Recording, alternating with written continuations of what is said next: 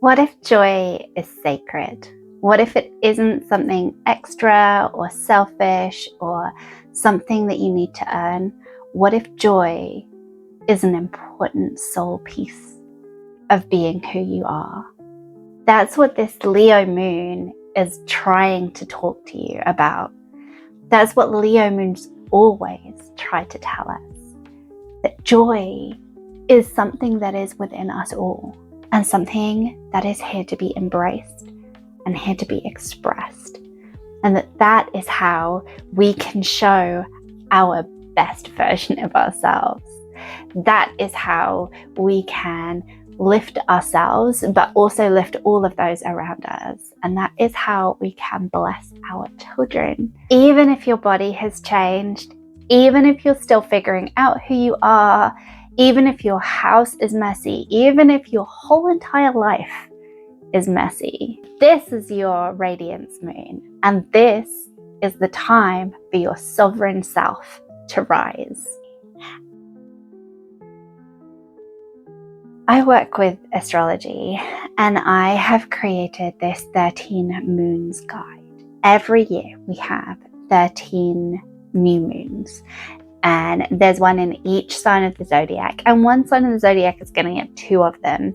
So every year, for every single sign of the zodiac, there is going to be a new moon, which is like a place that is a new start, that is a place to set intentions, that is a place to welcome in new beginnings, and something that will inspire you, something that will birth something new. A seed will be planted somewhere within you.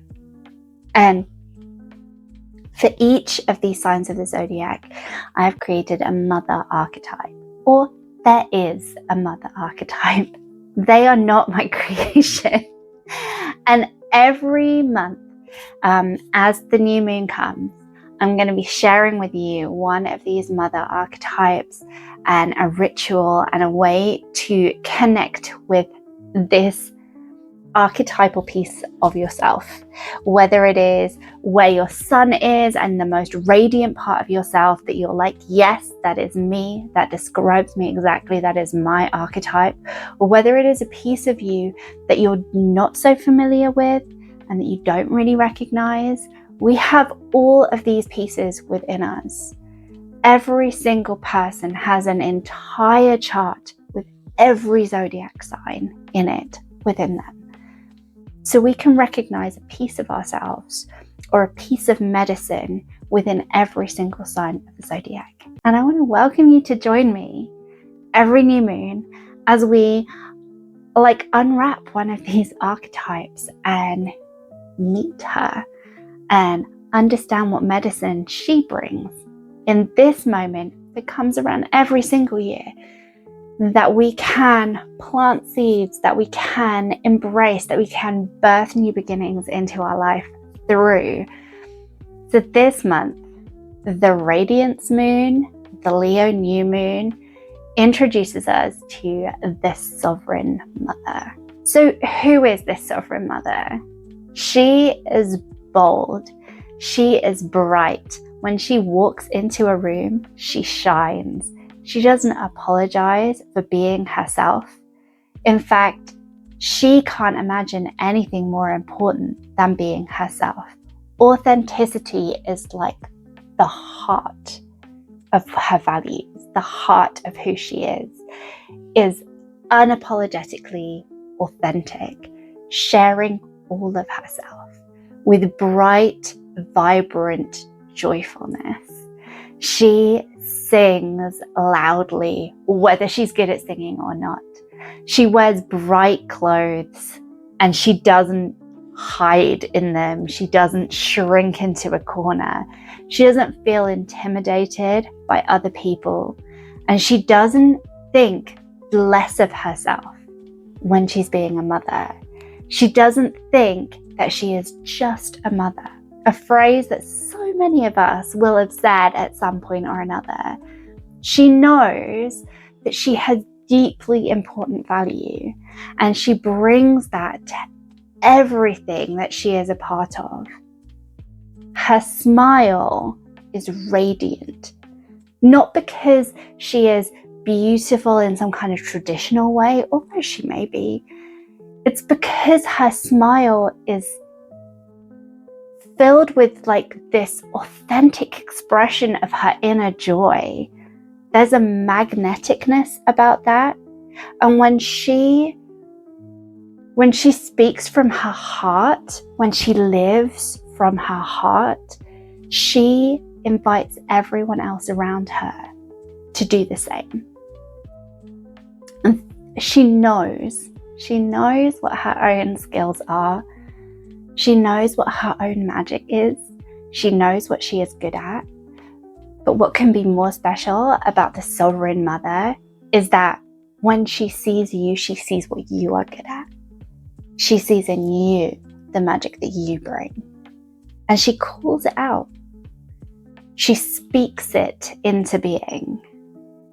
She is the kind of person who, when you're around her, she won't just be confident in herself, but she'll also, as you speak, she'll say, yes, you can do that.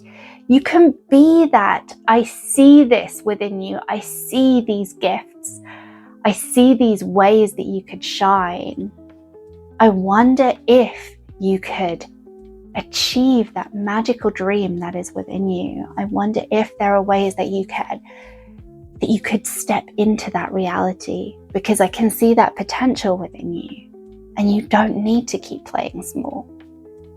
She says to you, you're not just a mother. Look at everything that you're doing. Look at the center of your home that you hold together. Look at the magic that you can bring to every tiny encounter that you have. Look at the ways that people thrive in your presence. You are the person who is holding all of this together. She looks to you as the Sovereign Mother and she says, I see within you that you are the Sovereign Mother too. I see within you that you are the Sovereign Mother too. She calls you in. She lifts you up. And she does the same for her children. Like, as she moves through the world, as she moves through her day, she's lifting them. She's sparking curiosity and joy in every interaction. She is seeing the magic all around. And she is giving it life, giving it words, giving it feeling. She doesn't disappear. She expands and she fills the air with warmth, with spark, with creativity. So many of us at some point or another have been told that we're too loud, that we're too much, that we're too needy, that we're too whatever it may be. And the Sovereign Mother says that you're not too anything. You are exactly who you are supposed to be. She does not know what it means to shrink, because why would she need to shrink in anyone else's presence? She expands. She invites wholeness. She invites all of you. She invites expression. She knows that she is worthy. So lately I've been trying to reconnect with my inner Sovereign Mother too. I have really felt the changes in my body as I am in this postpartum phase. My youngest baby is just 6 months old. And so my body has been through a lot of shifts. And this is like my fourth boy. I mean, I feel like I've been pregnant for 5 years now. I am now at this point, after my final child, where I am looking at my body and wondering who this person is and how do I dress them, because this is not the body that I had 5 years ago. This is not the body that I had last year even. So I am really struggling to understand what my style looks like. My body is softer. It is rounder. It has changed and it has grown. And I wanted to be in a space where I wasn't punishing my body for what it is now. Like, it is, my body is magic. It has birthed actual humans. And I want to honor it for what it is now, for who she is now, and for where she is at now, without trying to make myself smaller. I'm not about fixing myself or changing myself to fit into something, an idea or an item of clothing. I did a massive wardrobe edit, declutter, if you will, of my wardrobe, and like almost half of it was it just didn't fit me, and it was all kinds of sizes, and it was maternity clothes, and I've stripped so much out of my wardrobe that just isn't part of this phase of my life. But now I am trying to understand, what do I wear now? Like, how do I dress this body? What does that look like?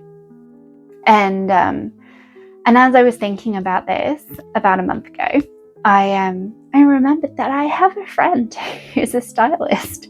So I called her and I said, can you help me figure out what my style is? And last week she came over, and it was really lovely to have a conversation with her. We went through my wardrobe, we tried on loads of outfits, or I tried on loads of outfits, and it was really helpful to have another set of eyes on my clothes to say, there is nothing wrong with the way you look. Oh my goodness. I think there's so many voices around us saying that there's something wrong with the way that you look. And it doesn't matter if you're in a bigger body or not. Even if you're in a smaller body, there are so many voices saying this piece of you is wrong. This piece of you is wrong. Like, there are ways that you need to like fix yourself and change yourself and edit yourself and wear specific clothes that will make you look a specific way. And my friend Ghislaine from Tales and Style, definitely check her out if you're interested in consulting a stylist. She has such a beautiful way of looking at people and saying, everything about you is absolutely perfect, and we can find ways to emphasize bits of you that you like and talk to you about which styles will look good on you, but also you need to wear whatever makes you feel that spark, you know? Yeah, it was a really freeing experience to be in a space with no judgment and no rules, and just to be thinking about how I want to express myself, how I want to move through the world, and how I can embrace my own sovereign mother, and how I can allow her space to show up in the world, to show up in my world, in all of her radiance under this radiant moon. So here is your ritual under this radiance moon. Wear something that makes you feel like fire. Dress with intention. Dress in a way that welcomes joy and beauty and more wholeness, the fullness of you. Leo is ruled by the sun, and it is in the sun that we really experience radiance. And that is something that is supposed to shine from within us, as well as shining down upon us. Take a moment and say this mantra to yourself. I am allowed to be seen. I am allowed to be seen. And that's it. That's the ritual. If you want to go deeper, these are some journal prompts that I have for you. Where have I dimmed my light to be accepted? What parts of my joy have I silenced? And what would it feel like to let myself shine fully and freely? Let this moon be a coronation, not a correction. You don't need to be perfect to be radiant. You don't need to be healed to be visible. The Sovereign Mother is not waiting. She is ready. If you want to follow on for the full cycle of all 13 moons, I have a download called the 13 Moons Guide, which you can download for free, and it will invite you to join my mailing list. There'll be a link in the description. There'll be a link in the description. So you are very welcome to download that and join me next month as we look at the Virgo new moon and what the tending moon has to teach us.